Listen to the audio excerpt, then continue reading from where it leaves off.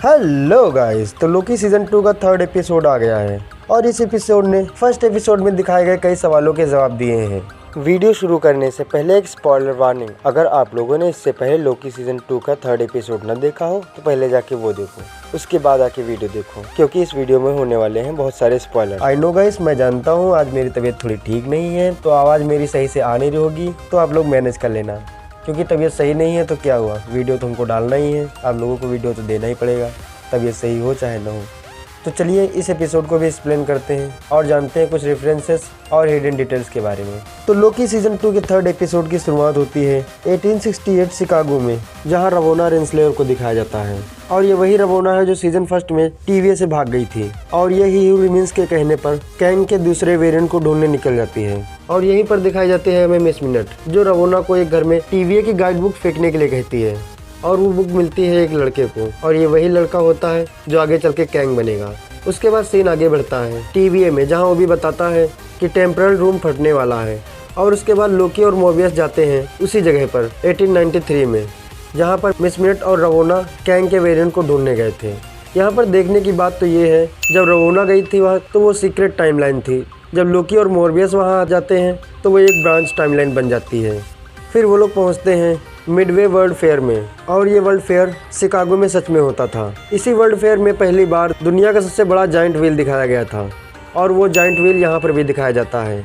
और उसके बाद यहीं पर दोनों को पता चलता है कि कोई घोस्ट वॉच लोगों को परेशान कर रही है। फिर हमें थॉर, ओडिन और बाल्डर की मूर्ति दिखाई जाती है, जहाँ पर कॉमिक में बाल्डर थॉर का भाई होता है, और इसका रेफरेंस हमें doctor strange multiverse of the madness में मिला था। फिर इसके बाद पता चलता है विक्टर टाइमली के बारे में। ये विक्टर टाइमली कैंग का ही एक वेरिएंट है। फिर लोकी और मोबियस रवोना को ढूंढने में लग जाते हैं।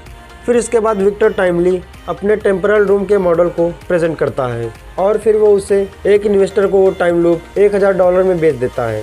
फिर इसके बाद रवोना और लोकी अपने अपने साथ विक्टर टाइमली को ले जाने की कोशिश करने लगते हैं। वहीं पर दिखाई जाती है सिल्वी को, जो विक्टर को मारने के लिए आती है। फिर इसके बाद मिस मिनट भूतिया वॉच बन जाती है, और इसी में विक्टर और रवोना दोनों वहाँ से भाग जाते हैं। फिर विक्टर रवोना को एक कुर्सी दिखाता है। यहीं पर हमें एक बेहतरीन डिटेल्स मिलती है, जो कि इस कुर्सी को फोरशैडो करती है कैंग की मेन कुर्सी को, कि आगे चलकर कैंग भी ऐसी कुर्सी बनाएगा जिससे वो टाइम ट्रेवल कर सकेगा। फिर वहाँ लोकी और मोबियस विक्टर को ढूंढते हुए आ जाते हैं। फिर वहाँ से विक्टर फिर से भाग निकलता है और पहुँच जाता है एक शिप के पास, और यहाँ पे हमें एक बेहतरीन डिटेल्स मिलती है इस जहाज़ के नाम पर, जो इस जहाज़ का नाम होता है SS हेरोन। ये नाम हमें बताता है इस शो की एग्जीक्यूटिव डायरेक्टर को, जिनका नाम कैट हेरोन होता है। फिर इसके बाद विक्टर पहुंचता है अपनी लैब में, जहां वो उसी सीट को दिखाता है जिसे हम लोगों ने एंटमैन क्वांटमेनियम मूवी में देखा था। ये इसी का स्टार्टिंग वर्जन होता है, जिसे विक्टर टाइमली बनाने की बात करता है। फिर हमें इसके बाद मिस मिनट का रियल चेहरा दिखाया जाता है, जहाँ हमें पता चलता है कि वो क्या चाहती थी। फिर वहाँ रवोना आ जाती है, और उसके हाथ में वही डिवाइस का पहला वर्जन होता है जिससे टीवीए के लोग वेरिएंट्स को प्रून करते थे। फिर इसके बाद वहाँ लोकी और मोबियस आ जाते हैं। लोकी और मोबियस को देखकर रवोना विक्टर को धमकाने लगती है। फिर वहाँ पर सिल्वी आ जाती है, और वो विक्टर को मारना चाहती थी, लेकिन जब सिल्वी को रियलाइज़ होता है कि विक्टर टाइमली मेरे लिए कोई खतरा नहीं है, तो वो इसे छोड़ देती है।